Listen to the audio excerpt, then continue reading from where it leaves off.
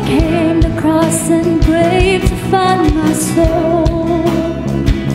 Until I see you face to face, and grace amazing takes me home. I trust in you. With all I am, I live to see your kingdom come. And in my heart, I pray you let your will be done. Till I see you face to face, and grace amazing takes me home. I'll trust in you. Come on, church, that's why we sing. I will live to love you. I will live to bring you praise. I will live a child in love with you.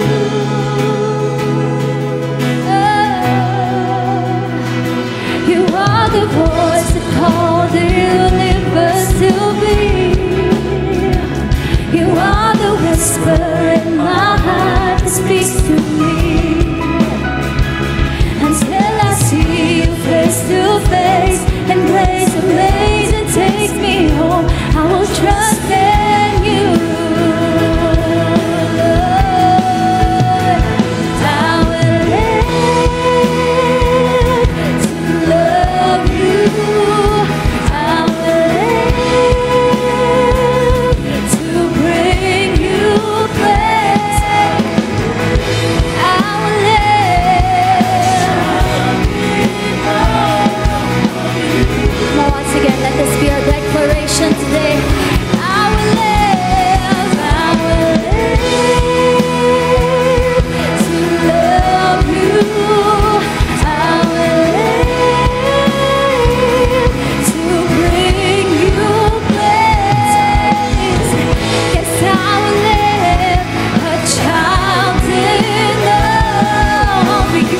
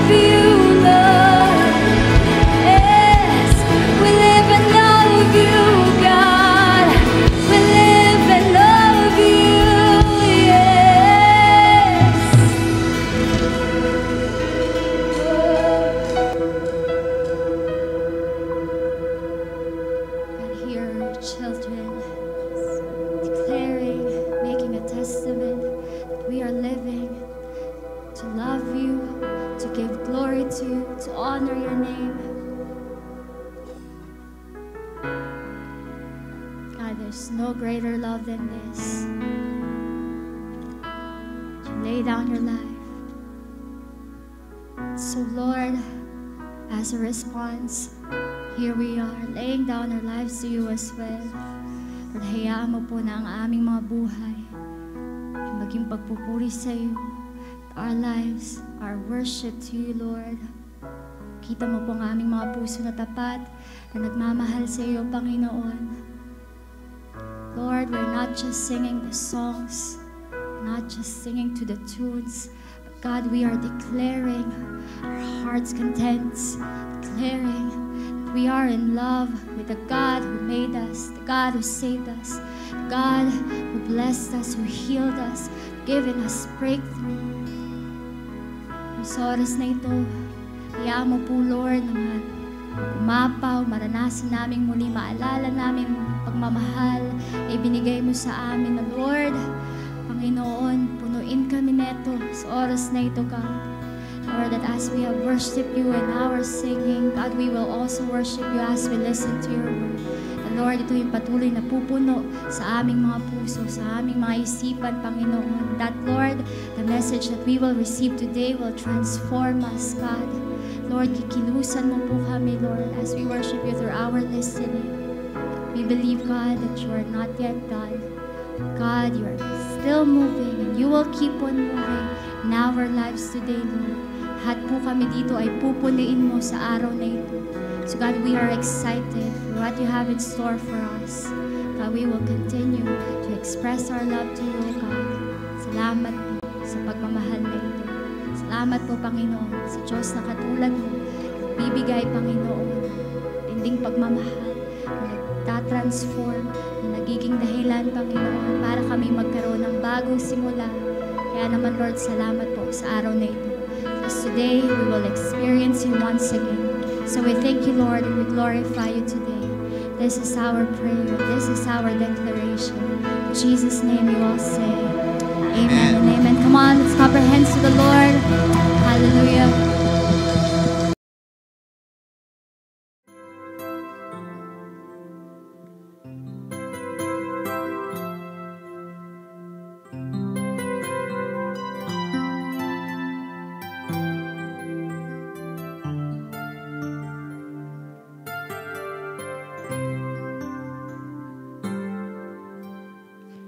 Long and lasting love that many people find it, but those who do their whole life through put their heart and soul behind it.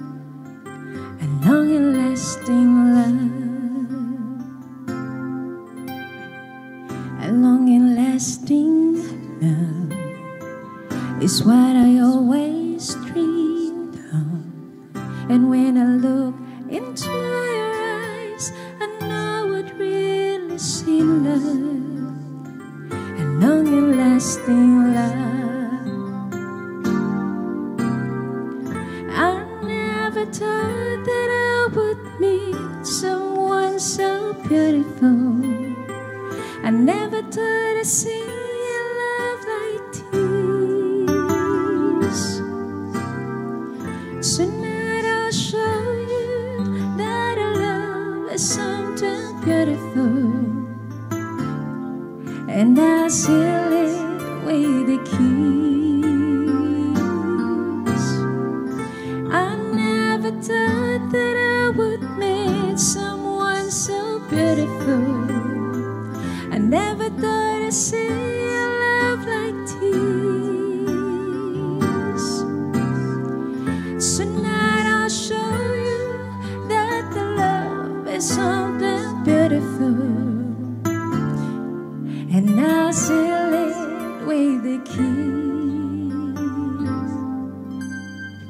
A long and lasting love we share for many reasons, a special bond that goes beyond the changing of the seasons. A long and lasting love long and lasting love, a long and lasting love.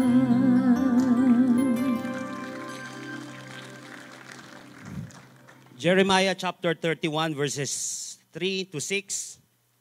God told them, I never quit loving you and never will. Expect love, love, and more love. And so now I'll start over you and build you up again. Dear Virgin Israel, you'll resume your singing, grabbing your tambourines and joining the dance. You'll go back to your old work of planting vineyards on the Samaritan hillside and sit back and enjoy the fruit. Oh, how you'll enjoy the harvest. The time's coming when the watchmen will call out from the hilltops of Ephraim. On your feet, let's go to Zion. Go to meet your God. So purihin po ang Panginoon sa pagbabasa ng kanyang salita. Palapakan po natin ang Panginoon sa umagang ito. Good morning, good afternoon, good evening. Pwede po ba at least 2 o 3 tao batiin natin ng good morning, yung nakaka-bless na good morning. Praise the Lord. Praise the Lord. Amen. Tayo po ngayon ay nasa first installment po ng ating brand new series for this month of February entitled Unbreakable. Unbreakable, a long and lasting relationship. Alam niyo po, mayroon po tayong tinatawag ngayon na, ang tawag dito ay rebound relationship. Pag sinabing rebound relationship, ito ay reactionary relationship na inspired ng unhealed na wound. Reaction siya na kaya ginagawa ito because of unhealed wound dun sa previous na kanyang relationship. It is also a romantic relationship that is wrapped by unresolved issues, pain, and unresolved grief. Hindi naman na lahat na nagmahal ulit, rebound relationship ang tawag. Tawag lang sa rebound relationship. Ito yung ginagamit niya para makabawi siya. Kaya lang, ginagamit niya yon dahil siya ay may unhealed na wound. At lagi ko ang sinasabi, hurting people are hurting people. So kapag nasaktan ka, yun ang inspiration mo para ikaw ay makabangon ulit. Madalas sa madalas, mamaya po papakita ko yung research na hindi ito nagtatagumpay. Madalas po, ito yung ginagamit, itong rebound relationship na ito yung itinatawag na band-aid solution. Para lang masolusyonan yung pain na kanyang nararamdaman. At sinabi natin, hindi magandang solusyon lagi ang band-aid solution. Why? Tinatakpan lang natin yung sugat at minsan lalo itong nakakalala. Kaya nga may tinatawag ako, there are 4 kinds of solutions. May tinatawag tayong bad solution. Maling solusyon talaga. May tinatawag tayong bias solution. Dahil bias mo lang yung isa, dahil narinig mo, dahil umiiyak, dahil kasama mo, hindi na siya nababalanse. Hindi na naririnig yung kabilang side, hindi na maayos yung judgment. May tinatawag tayong ito, band-aid solution. At yung panghuli, ang tawag doon ay biblical solution. Na kung saan napaka-importanteng solusyon. Every time na ako po ay nagka-counsel, napaka-importante nito, lalo na pag nagtuturo tayo ng counseling, napaka-importante po nitong 4 na to kung saan nagpo-fall doon. Sa 4 na yon, yung maaaring solusyon na gawin nung taong nasasaktan. Alam niyo po ba, according to studies, rebound relationship were employed as a distraction from their feelings of emotional attachment for their ex-partner. Yung rebound relationship, ito ay distraction lang. Distraction strategy siya para mawala yung feelings of attachment nung huling relationship. Or, sa kabilang side naman, ito naman ay source of support naman sa isang tao. Kasi nga, nangihina siya eh. Nasasaktan siya. Kaya ang gagawin niya, re-rebound siya ngayon. Tawag doon na rebound relationship. But alam niyo po ba, according to psychologytoday.com, that past statistics have shown that 50% of first marriages end in divorce. Lalo na sa Western countries, sa Amerika, sa 100 na kinakasal, parang ganito lang yung ratio nun. 50 ang naghihiwalay. 52 pa nga. Actually, 50 to 52. Kasi Pilipinas ngayon, humahabol na tayo.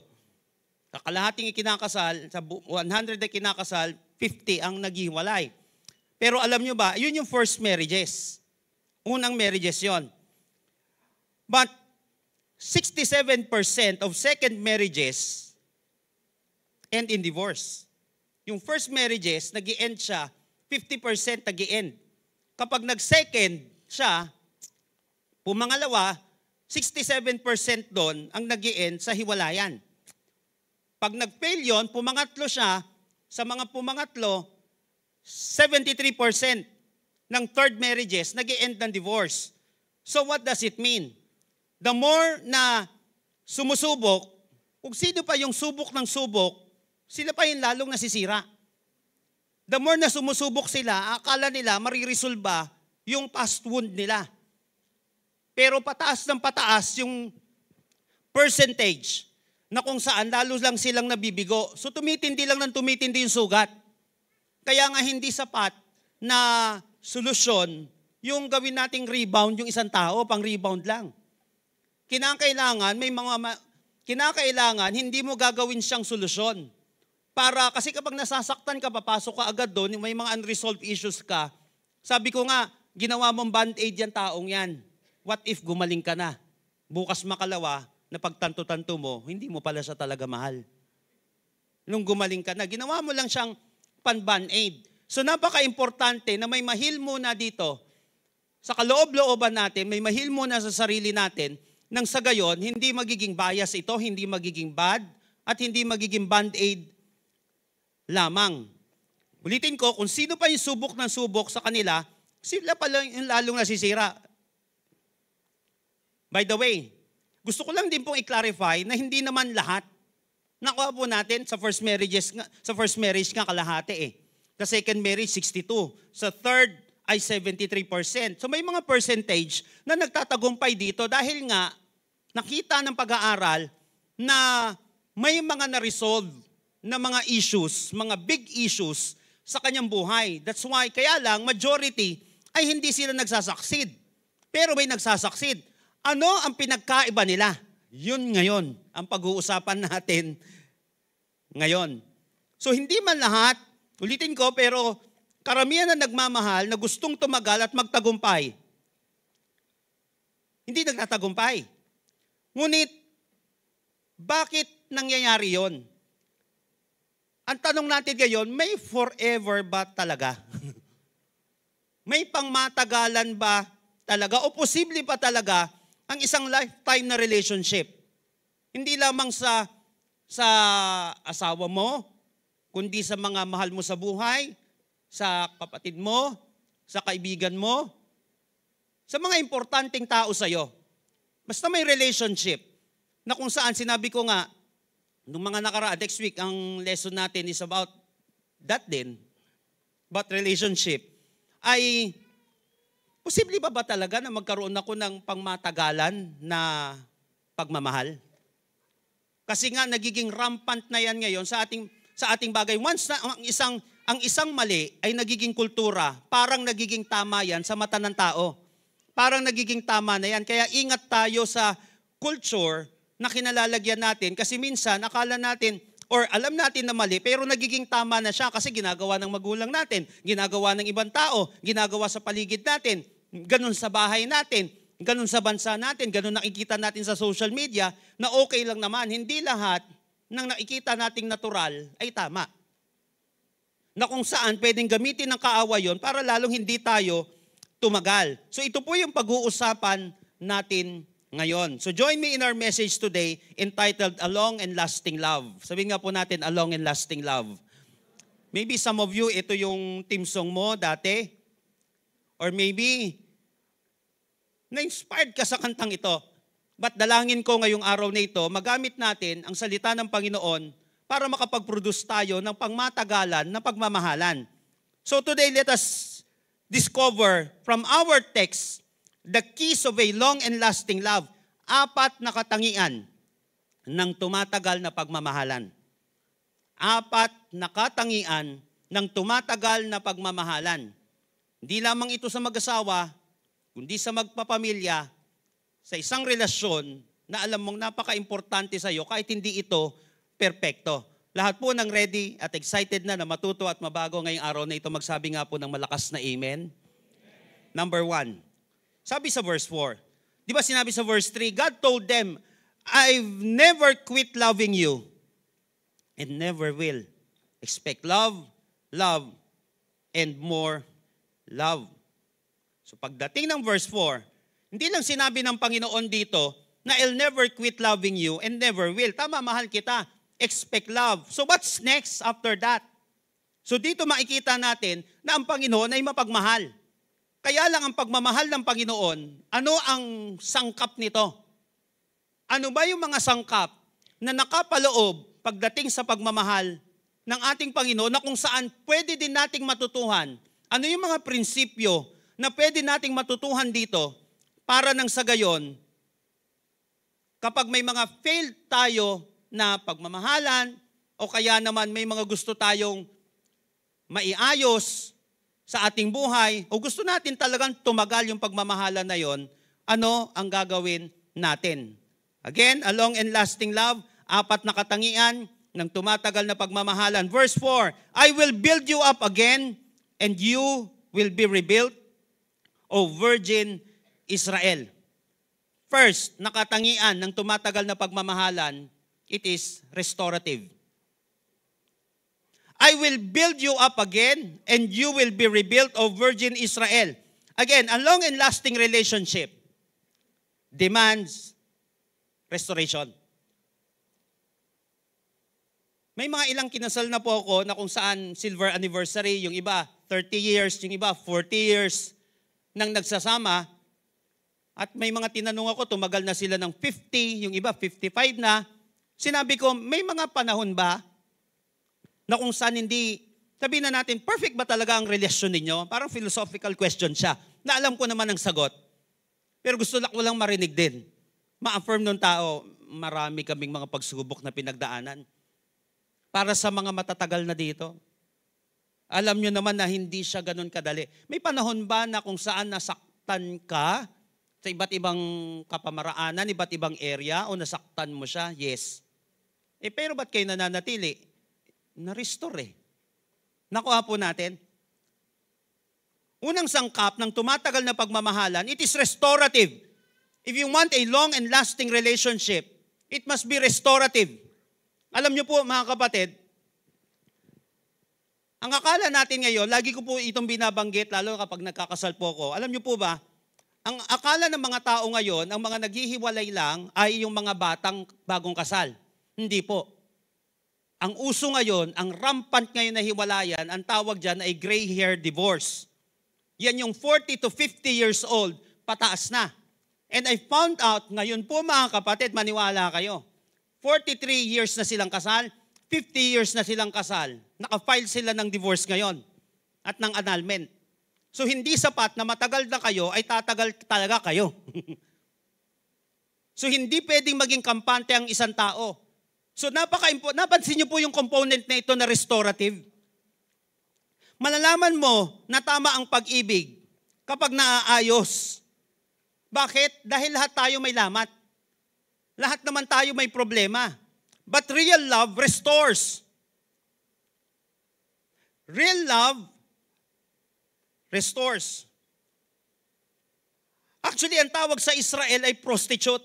Kaya kung papansinin niyo sa verse 4, I will build you up again and you will be rebuilt, O Virgin Israel.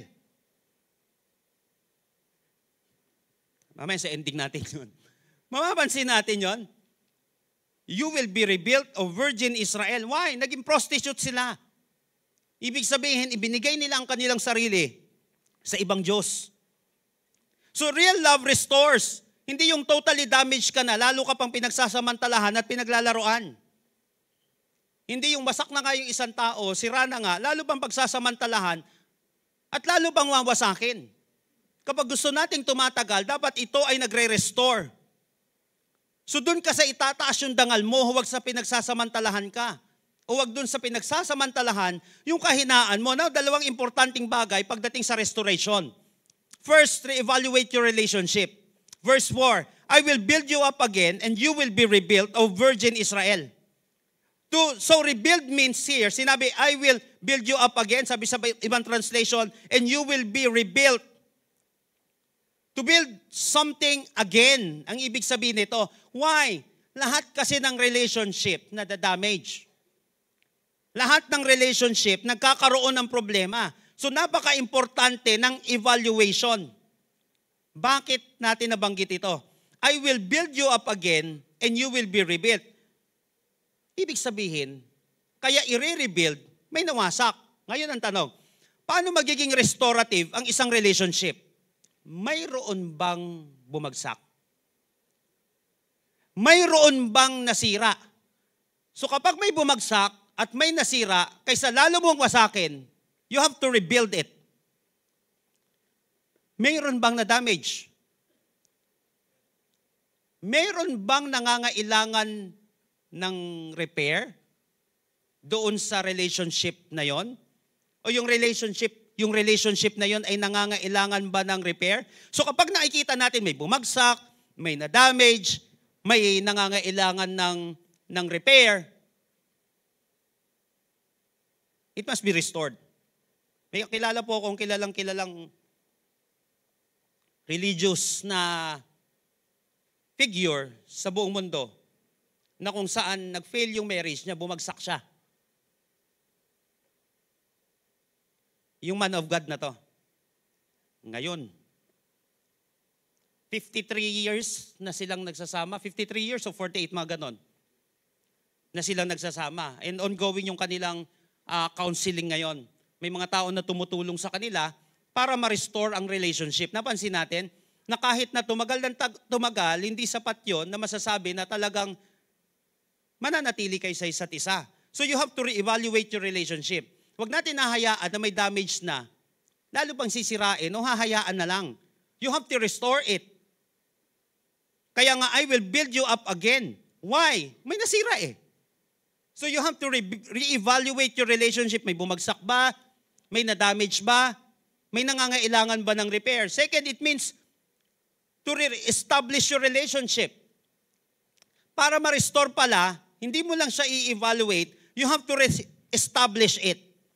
I will build you up again and you will be rebuilt, O Virgin Israel. Yung Hebrew word na ginamit dito is to build, rebuild, establish, to cause to continue. Sa mga plantito at plantita dito, di ba yung halaman, kapag ililipat mo sa isang paso, ang tawag doon, o kaya pinapatatag mo siya, ini-establish mo muna.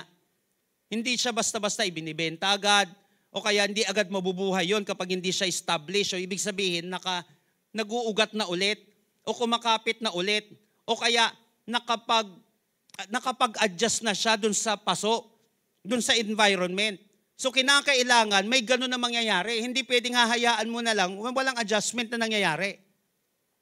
Hindi siya ma-establish, mabubunot ulit yon at hindi mabubuhay. So re-establish your relationship. Kaya pala, may mga relationship na nare-restore. Kasi una, umaamin. May time ng assessment. Hindi lang hinahayaan, mahilig pa naman ang tao sa denial. At minsan, tandaan natin, maraming hindi gumagaling kasi maraming hindi umaamin. Sa pagre-restore, napaka-importante ng evaluation. At the same time, napaka-importante ng establishment. So gumawa ng paraan para tumatag at tumindig ang inyong relasyon. Gagawa ng paraan, hindi hahayaan na lang. Ano ngayon yung gagawin para ma-establish? Baka kinakailangan magbigay ulit ng time? Baka hindi na kayo nagde-date? Baka hindi na kayo nagkikita? Baka hindi na kayo nag-uusap? In any relationship, napaka-importante ng communication, ng time. Para masanay ulit, yun ang ibig sabihin, para masanay siya sa environment na yon dahil may na-damage eh. Para nang sa gayon, muli siyang tumubo. Muli siyang kumapit. At magkaroon siya ng assurance, magkaroon siya ng acceptance, magkaroon ng healing. Ito, magkaroon ng true repentance. So napaka-importante, basta may ma-establish. Kapag walang evaluation, at kapag walang establishment, hindi yan mare-restore, mabubunot ulit yan. At mamaya, baka konting araw lang, mabubulok na agad siya. So, a long and lasting love is willing to restore. Bakit? Ang concern kasi dito ay hindi kung sino ang nanakit at nasaktan. Dahil sa pagmamahalan ay may nakakasakit at may nasasaktan. The real concern is kapag nagkaproblema at nagkalamat ang relasyon, meron bang nag-aayos? Handa bang mag-ayos? At handa bang magpaayos ang dalawa? Kung ayaw mag-ayos at ayaw magpaayos, sabi ko nga, condolence na lang. Huwag ka nang umasa, ayaw eh. But if yes, congratulations. Kasi tiyak yan, maayos yan. Tandaan natin, a long and lasting love is restorative. Lagi naman talagang may problema. So along the way, dapat may restoration. Kapag may kailangan i-repair, kapag may kailangan ayusin. Kaya siya tumatagal. Hindi dahil sa perpekto siya, kundi dahil nadadamage siya, pero nire-restore. Second, verse 4b. Sabi dito sa 4a, di ba? I will build you up again, O nation of Israel. You will be rebuilt. Sinabi dito, once again, you will use your tambourines to celebrate. You will go out and dance with joy. Second, a long and lasting love is celebrative. Sabihin nga po natin, celebrative. So ibig sabihin, a healthy relationship, first, a healthy relationship is celebrative. Once again, you will use your tambourine to celebrate. Sinabi dito, kapag pala si Lord nagre-restore, of course, pag si Lord nag-aayos, gusto niyang tumagal, nire-restore niya. At the same time, hindi lang simpleng restoration, may celebration. So a long and lasting relationship as a component of celebration. Why? Because lack of enjoyment is a relationship killer. Hindi pwedeng nonchalant sa relationship. A long and lasting love as a component of celebration. Kung gusto natin tumatagal ang pagmamahalan, hindi pwedeng walang celebration. Again, a lack of enjoyment is a relationship killer. Kung gusto natin mawala at mamatay ang isang relasyon, huwag mag-restore at huwag mag-celebrate. Kaya nga sinabi dito, once again, you will use your tambourines to celebrate because all good relationships have some element of fun, joy, and celebration. So in all types of relationship, there should be rejoicing. This key element can be easily forgotten and neglected. Saan? Sa family. Spousal relationship, friendship, and even in work relationship. Kapag puro na lang walang pansinan, puro na lang trabaho, at walang element ng celebration, walang fun, o walang rejoicing, dun sa relationship, kahit sa trabaho, pag tinanggal nyo yan sa company ninyo, maniwala kayo, mag-i-end yun, relationship na yun, magkakasira-sira lang. Kasi a long and lasting love, remember, is celebrative. Kailangan may element ng celebration because a healthy relationship ay may component ng celebration. Isang sign na bibitaw ka na. Isang sign na bibitaw ka na. O yung tamang word ay bibitiw ka na. Hindi ka na masaya. Maraming mga nag-i-end na relationship, nag-i-end na pagmamahalan, nag-i-end na career. Bakit? Hindi na daw masaya. Of course, hindi lang puro ganun naman talaga, puro laging saya ang component, pero kinakailangan meron nito eh. Kasi ulitin ko, isang sign na bibitiw ka na, hindi ka na masaya. Disayahan mo. Ang problema. Kaya lang, baka kaya hindi masaya. Kasi walang restoration. Nakuha natin, kaya una yon. Napaka-importante nung restoration na yon. Because a long and lasting love is restorative. Pangalawa, ito ay celebrative. So para kay Lord, hindi maganda ang isang relasyon na puro kalungkutan. Kung may panahon ng kalungkutan, dapat may panahon din ng kasiyahan. Ang problema, gusto mo lang laging malungkot eh. Hindi, puro na lang kasiyahan. Puro na rin lang kalungkutan. Kung may panahon ng kalungkutan, of course, magsama. There's a time to cry. But there's also a time to celebrate. Baka isang side lang. Kapag isang side lang lagi, puro kalungkutan ang gusto, ay baka lulubog ang isang relationship pag puro ganun na. Kasi wala nang kasiyahan eh. Si Lord hindi papayag nun, may rejoicing. Kaya nga meron tayong tinatawag na worship service, na Sunday worship celebration. Sini-celebrate natin ang goodness ng ating Panginoon, nagagalak tayo sa kabutihan niya. Hindi kasi para kay Lord, ayaw niya ng relationship na puro kalungkutan. Yes, may time to cry, but there's must also a time to celebrate. Ulitin ko, para kay Lord, hindi maganda ang relasyon na puro kalungkutan. Kaya sinabi niya sa verse 4, once again, you will use your tambourines to celebrate. Sabihin nga po natin, celebrate. Question is, meron pa rin bang ganito sa inyo? Meron pa rin bang ganyan nun sa pagmamahalan? Importante ang celebration, remember, sa isang relationship. Because celebration means thanksgiving. Ito ay pagpapasalamat natin sa ginagawa ng Panginoon. Tandaan, hindi tatagal ang relasyon na walang tawanan at walang kagalakan. Hindi tatagal yon. Of course, kagalakan naman na may paggalang at may kagalakan na may kabanalan. Hindi yung galak na galak ka, kotong ka naman ng kotong dun sa katabi mo, sobrang familiarity naman. Katatawa ng katatawa, nasisipa na yung kasama. May kabanalan na kasiyahan. Second, healthy relationship is, ito maganda, di ba sinabi natin, ang isang long and lasting love ay celebrative. But ito ay, di ba, celebrative siya. It is also selective.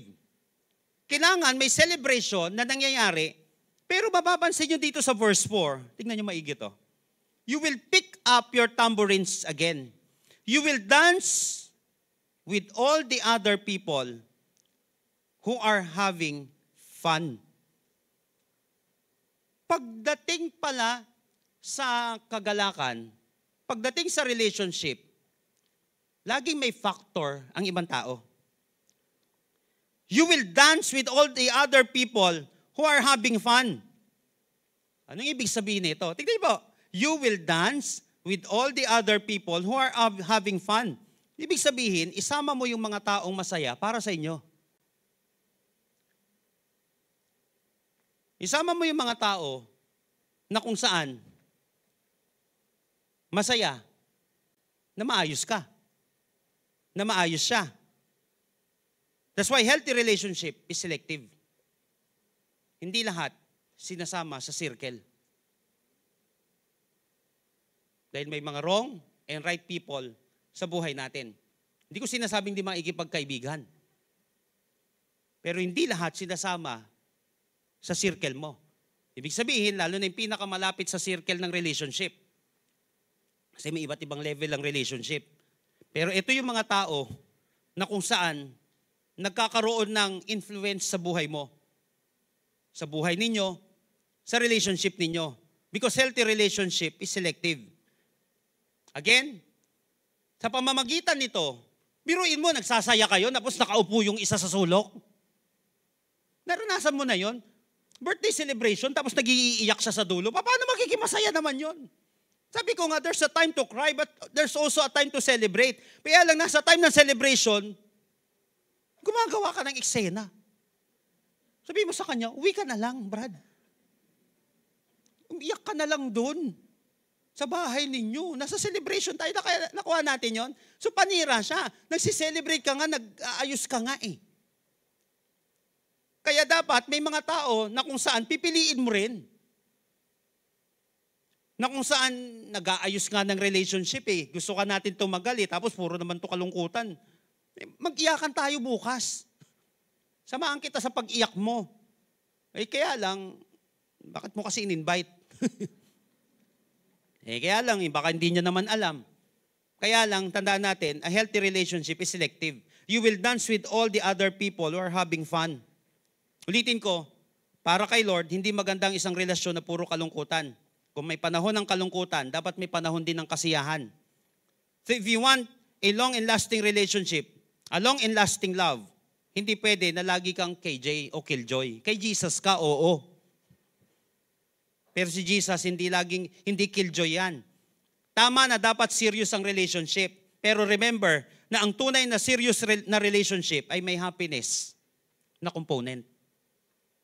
Hindi talaga seryoso ang isang relationship na hindi celebrative. Kaya may tinatawag tayong Sunday celebration. Kasi ang pagsisimba at pagsamba ay hindi isang funeral service. Kaya kapag nasa Sunday celebration tayo, kahit may, alam mo yan, may problema tayo, ang sineselebrate mo naman di yung problema mo eh. Ang sineselebrate mo, si Lord, kayang tugunan yung problema mo. Ang sineselebrate mo, hindi yung pinagdadaanan mo, yung sugat mo. Ang sineselebrate mo, si Jesus na kung saan hindi ka iiwan at pababayaan. Amen po, baka mas malakas nga na papuri sa ating Panginoon ngayong oras na ito.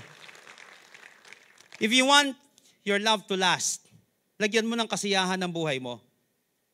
Lagyan mo ng kasiyahan ng relationship mo kay Lord.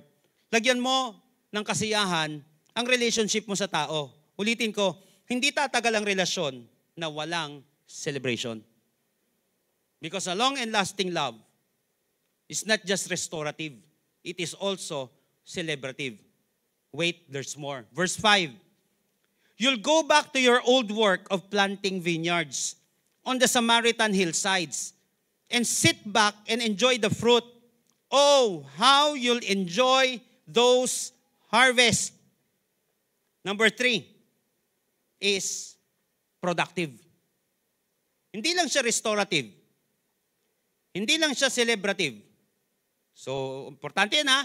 Restorative, celebrative. So, sa relationship ninyo magtatay, sa relationship nyo mag-asawa, sa relationship magkaibigan, napaka-importante pa rin ng celebration. At napaka-importante ng restoration. I don't know kung sino sa atin dito may na-damage na relationship, napaka-importante nun kung gusto mong tumagal. Kung ayaw mo nga, sinabi ko, condolence na lang. Pero kung gusto mo, congratulations. Pero napaka-importante din netong pangatlo, productive. Sabihin nga po natin, productive. Why? Because a love that is productive will last. Yung pagmamahal na productive will last. So anong gagawin natin? Kaya sinabi dito, you'll go back to your old work of planting vineyards on the Samaritan hillsides and sit back and enjoy the fruit. Oh, how you'll enjoy those harvests. You'll go back to old work of planting vineyards. You'll enjoy, sabi niya dito, how you'll enjoy this harvest. So anong gagawin natin para maging productive? First, be fruitful. You'll go back to your old work of planting vineyards. Sinabi dito. So ang tunay na pag-ibig ay gusto kang maging productive. Ang tunay na pag-ibig, gusto kang maging productive.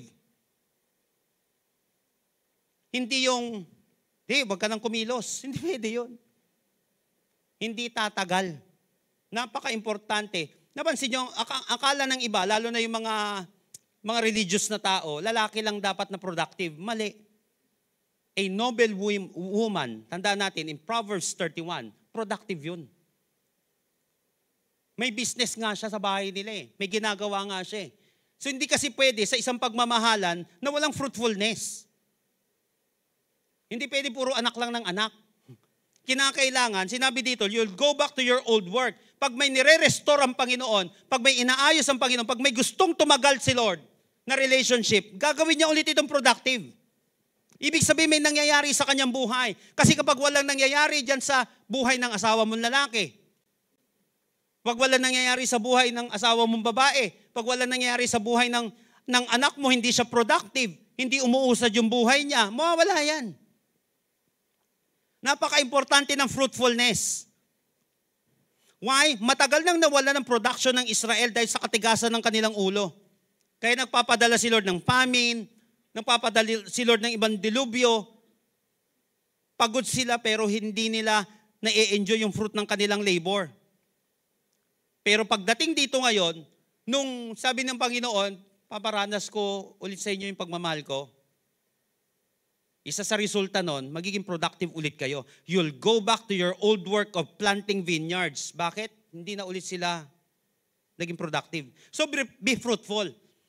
Second, be fulfilled. Kaya nga sinabi dito, you'll sit back and enjoy the fruit. So ang productivity, dapat fruitfulness and fulfillment. Dapat na i-enjoy yung fruit of labor. Kaya okay lang yan. Minsan papasalon ka.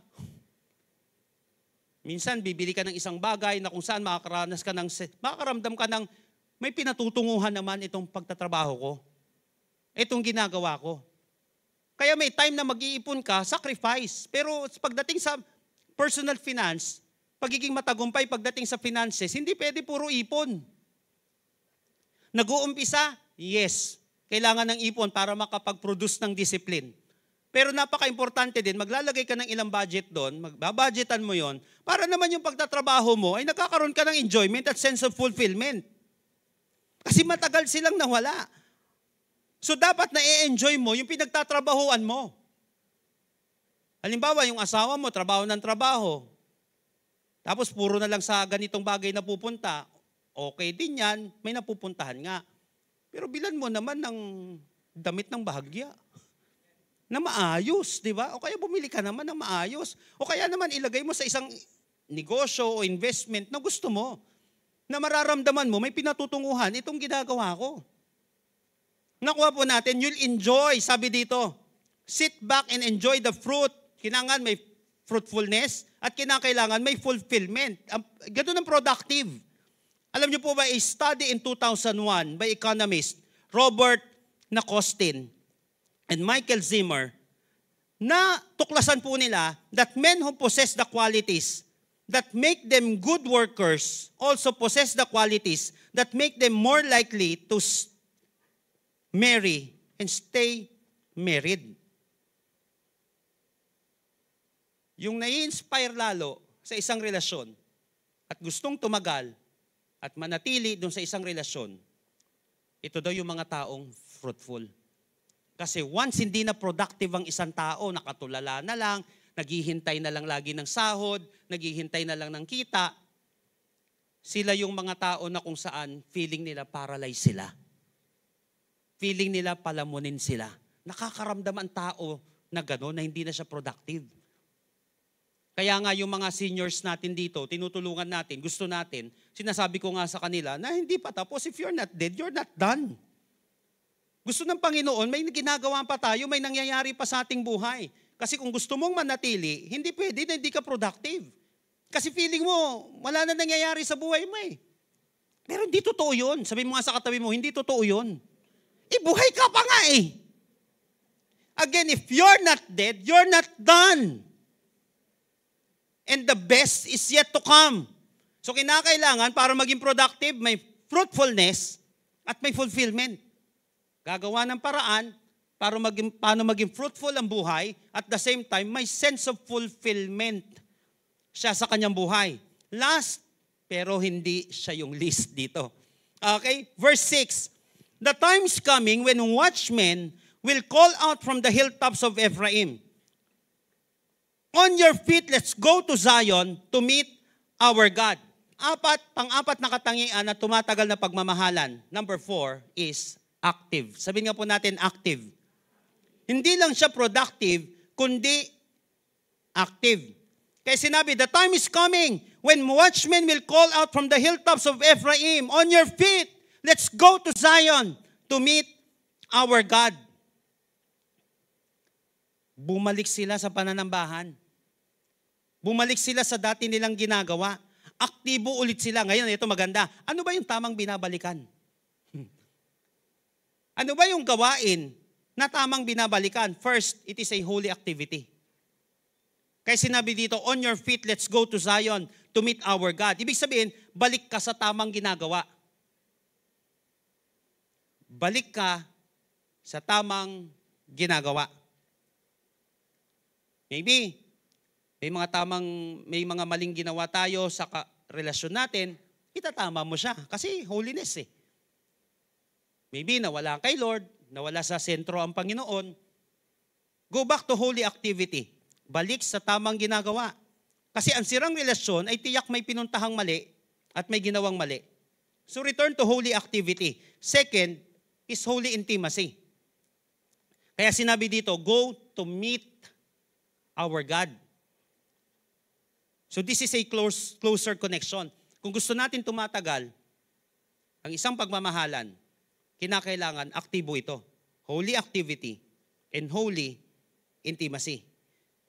Closer connection. Kinakailangan may paglalapit ulit. Ibig sabihin may time ulit yung dalawa. May time ulit yung relationship na yon. May time ulit yung family na yon. Kung kay Lord ito, may time ka ulit kay Lord.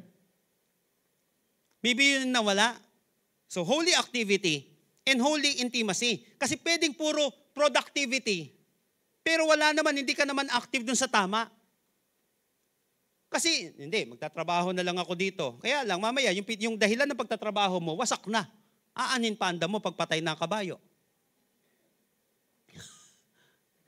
Wala na pala. On your feet, let's go to Zion to meet our God. Go to meet our God, sinabi dito. So a long and lasting love is active. Sabihin nga po natin, active. Napaka-importante na maging aktibo. So napansin nyo, kapag nire-restore ni Lord, ginagawa niyang, hindi lang niya ginagawang productive, kundi ginagawa niya ring active. Napansin nyo po?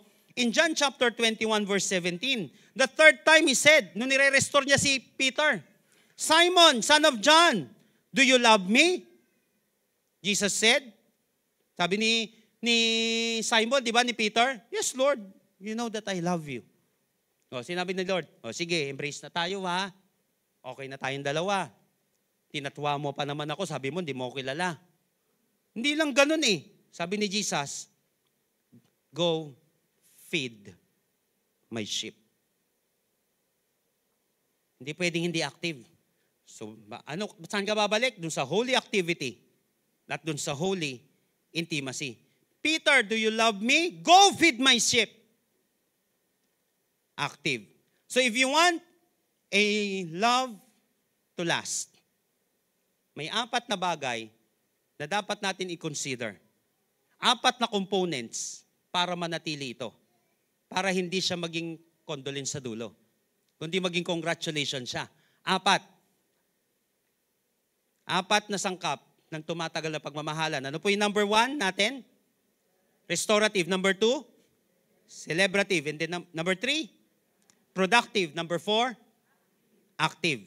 Now the question is, may mga kailangan bang ma-restore? Kaya may ma-restore kasi may nasira. Ba kailangan may ma-repair? Restore mo.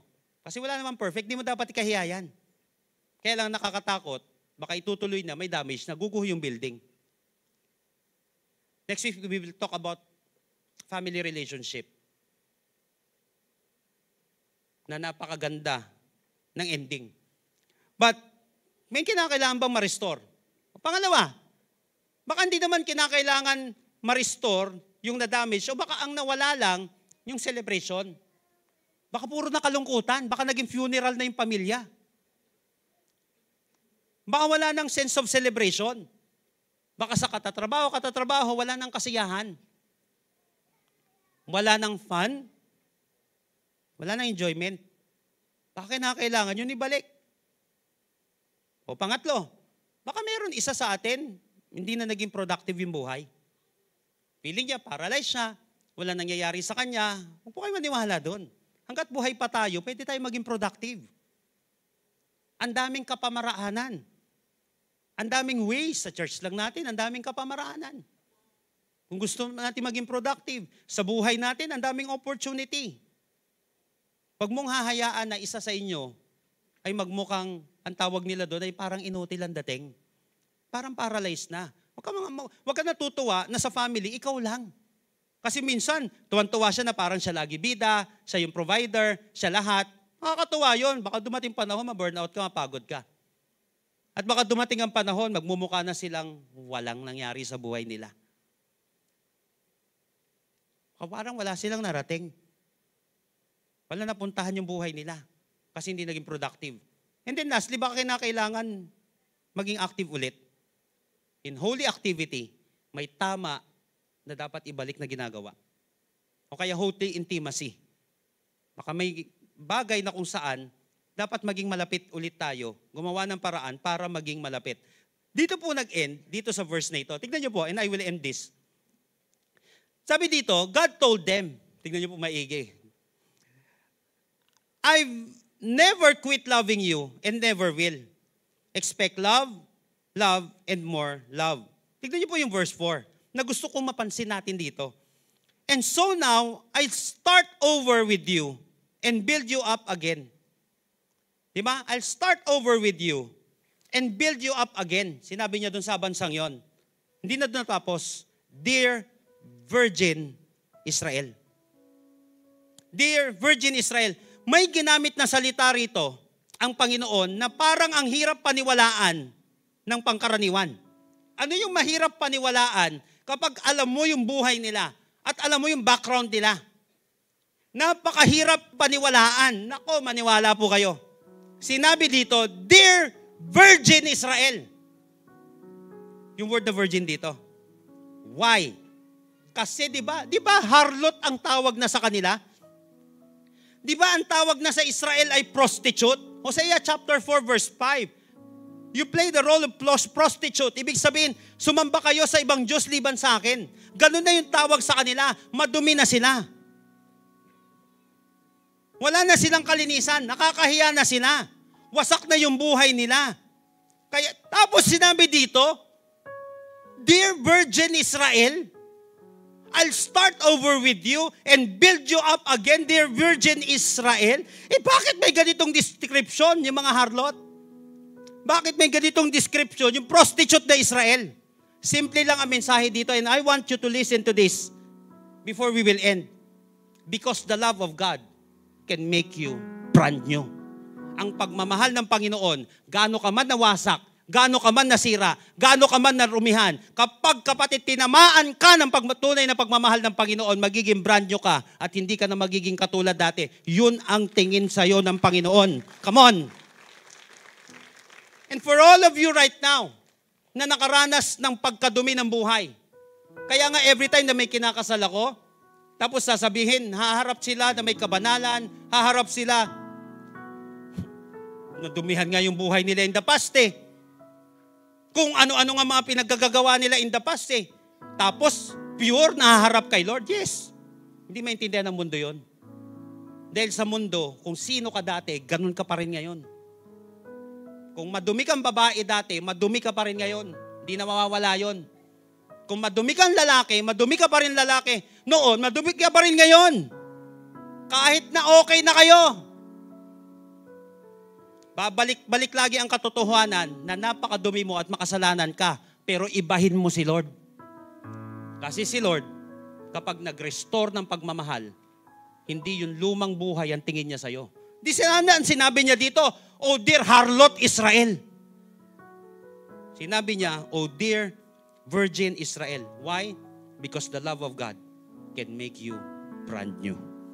Kaya kang baguhin ng Panginoon. Kaya niyang ibalik, kapatid, yung kalinisan mo, yung purity mo. Ganon ang Panginoon. Kaya tumatagal yung pagmamahala niya sa atin kasi siya ay restorative, celebrative, productive, and active. At naniniwala ko kaya mo na pakinggan ang mensaheng ito. Dahil gusto ng Panginoon magpatuloy yung pagmamahalan ninyong dalawa. At may apply din natin ito sa mga mahal natin sa buhay. Tayo po lahat ay tumayo sa presensya ng ating Panginoon. I want you to close your eyes right now. Ikaw at ang ating Panginoon ngayong oras na ito, who wants to experience the love of God today? Sa mga nakaintindi, nakaunawa, nangungusap sa iyo ang salita ng ating Panginoon ngayong araw na ito. Hindi muna sa ibang relationship. But who among you here right now na sinasabi mo, Lord, I want to have restoration, God. Restore mo po yung puso ko. Para nang sa gayon, Lord, instead na makasira ako ng puso ng buhay ng ibang tao, maybe you are in pain, nanggaling ka sa isang tragic na relationship, o kaya yung puso natin na damage. Let God restore you today. And maybe nawala na yung kasiyahan, yung kagalakan sa iyong buhay. At gusto mo maibalik ito, kapatid. Kung meron mang tatanggalin ang kaaway sa iyo, ay yung kagalakan. Kaya nga nung si David, gusto niyang ma-restore din. Pero mo, David na to, a man after God's own heart. Bumagsak pa. Pero nung gusto niyang ma-restore, ang prayer niya, restore unto me the joy of thy salvation. And renew a right spirit within me. Lord, balik mo po yung kagalakan. Maybe some of you, ito yung nawala sa buhay mo. Yung kagalakan na to. At gusto mo maipanumbalik yun. Ask God.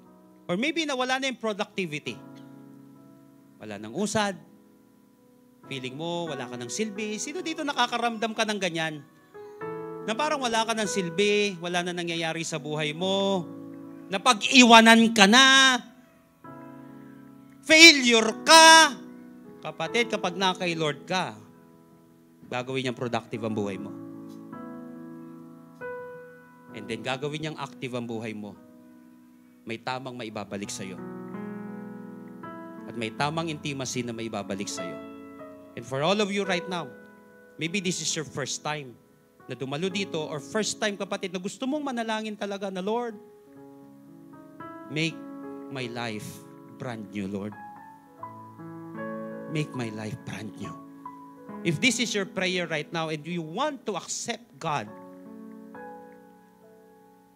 as your restorer, as your Savior, as your King, as your healer right now, naniniwala ka kaya kang iligtas ng Panginoon, kaya kanyang pagalingin, kaya kanyang ayusin, mananalangin tayo ngayong oras na ito.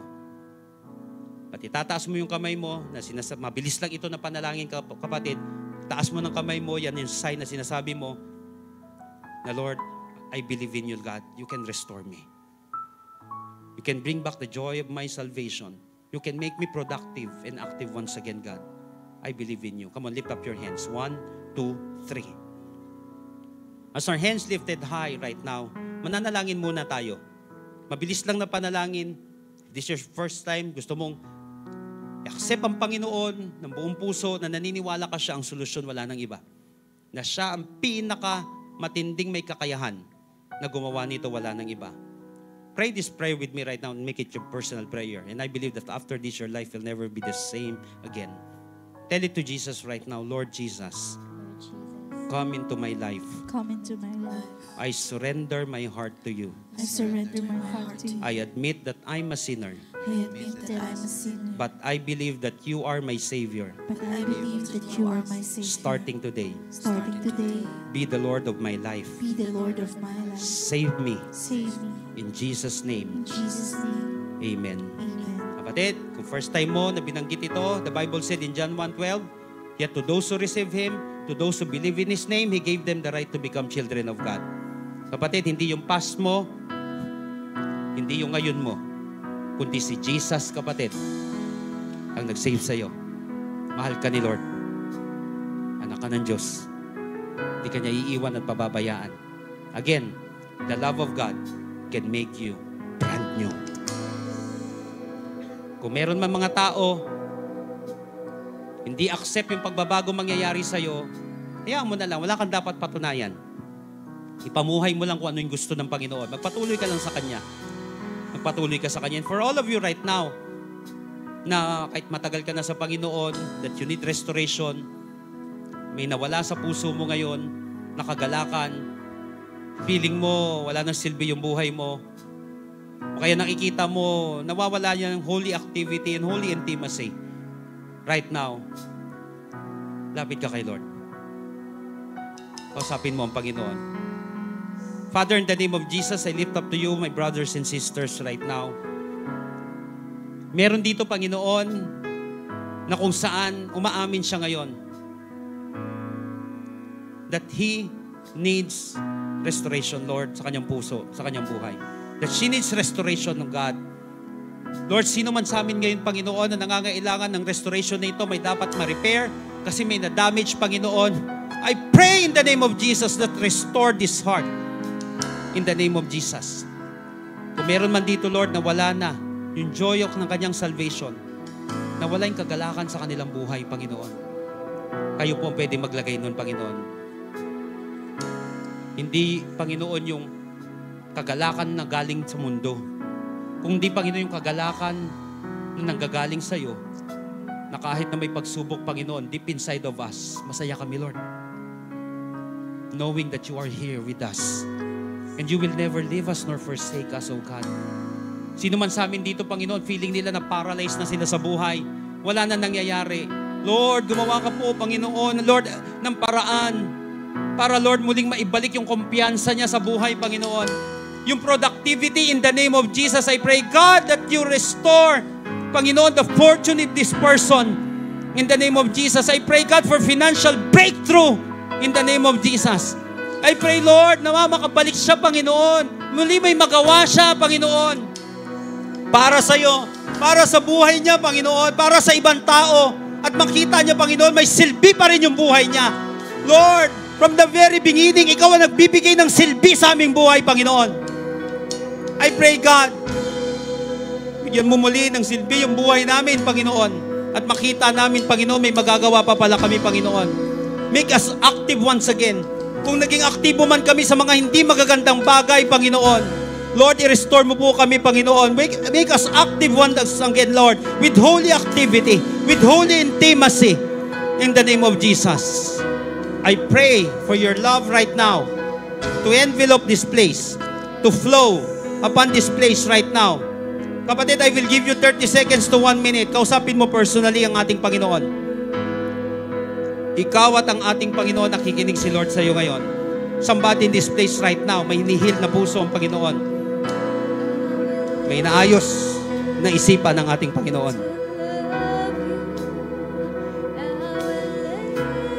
May naayos na buhay ang ating Panginoon. Nakikinig sa iyo si Lord. Alam ni Lord ang pinagdadaanan mo. At naniniwala ka ba na mahal ka niya? The love of God can make you brand new.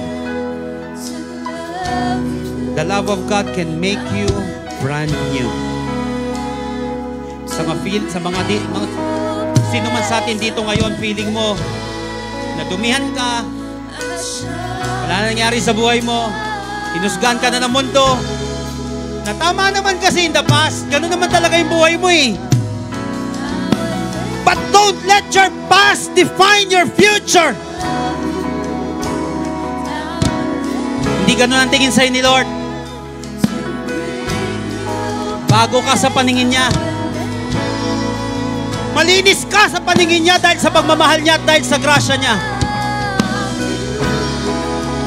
Bumalik ka sa pagmamahal ng Panginoon. Bumalik ka sa katotohanan ng Panginoon. At hindi sa sinasabi ng iba. Somebody in this place right now, the Lord is restoring you. The Lord is mending you. Your broken hearts right now. Your frozen heart right now. In the name of Jesus, just come to Jesus right now. Just come to Him. Worship Him. Bless His name. Reach out to God. Balik sa Panginoon, kapatid. God loves you. Mahal ka ng ating Panginoon. Oh Lord. Come on, declare it.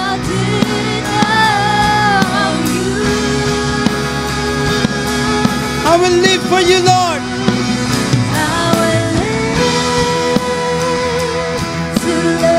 Come on, balik ka sa pananambahan. Balik ka sa pagsamba, yung hindi ka nahihiya na sumasamba ka sa Kanya. Na hindi ka nahihiya na itinataas mo yung pangalan ni Jesus, na kung saan tumanggap sa'yo, na kung saan nagmahal sa'yo, na kung saan nagbigay ng pagkakataon sa'yo. You alone, God. You alone, Lord.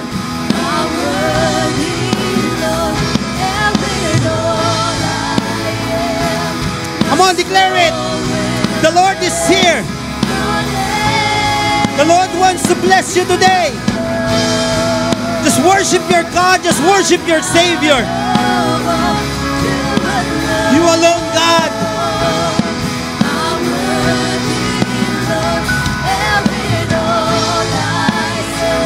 My soul will bless your name. Come on, I want to hear your voice right now. Lift up your voice and tell to God, you alone.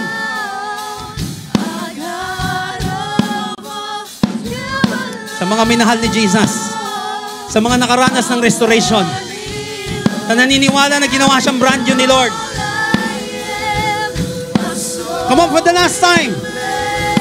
You alone, Lord.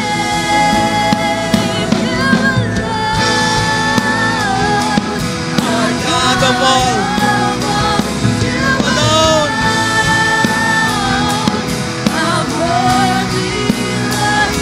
And with all I am,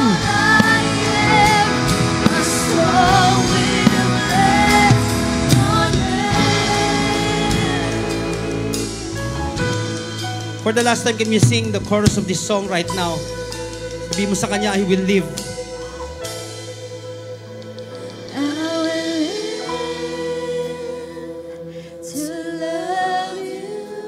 Habang binabalik mo yung puso mo kay Jesus, ibibigyan ka niya ng kagalakan. Habang binabalik mo yung buhay mo kay Lord, nire-restore ka ng ating Panginoon. Habang sinasabi mo ito, kapatid, kay Lord, binibigyan ka niya ng kapayapaan. May inaayos na si Lord sa buhay mo. Binibigyan ka niya ng pag-asa. Binibigyan ka niya ng kagalingan.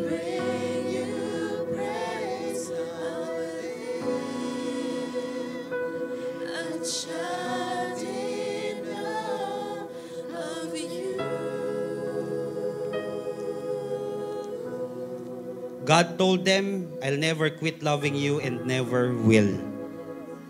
Expect love, love, and more love. So I'll start over with you and build you up again. Dear Virgin Israel. Katulad ng ginawa ng Panginoon sa kanila, ay siya rin ginawa sa iyo ni Lord ngayong araw na ito. Because the love of God can make you brand new. Luma man ang tingin sa iyo, dati man ang tingin sa iyo, madumi, mabaho, makasalanan man ang tingin sa iyo, pero nang dahil kay Jesus, brand new ka sa paningin niya. Marami pong salamat, Panginoon, for making this love last. Salamat, Panginoon, dahil sa iyo pa lang, tatagal kami, Panginoon. Salamat sa pagmamahal na yan na hindi naluluma. Salamat sa pagmamahal na yan, Panginoon, na hindi nawawala. Salamat sa patuloy na pag-abot sa amin. Kaya marapat lamang, Lord, na maibigay namin sa iyong pinakamataas na uri ng pagsamba at pasasalamat sa pangalan ni Jesus. Lahat po'y magsabi ng Amen and Amen. Come on, malakas na palakpak sa Panginoon sa lahat ng pinagpala ni Lord ngayong araw na ito. Praise God.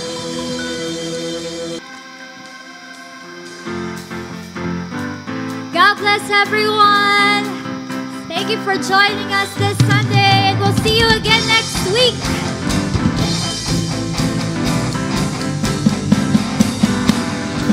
Such a perfect love, oh, you lift me higher, higher. Lighting up my way, everything is brighter, brighter.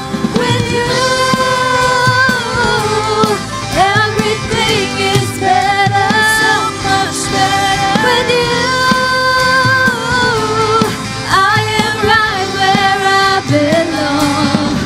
Such a perfect love, oh, you lift me higher, higher. Lighting up my way, everything is brighter, brighter. With you, everything is better, so much better. With you, I am right where I belong. In this perfect love. God bless Amazing Hope family.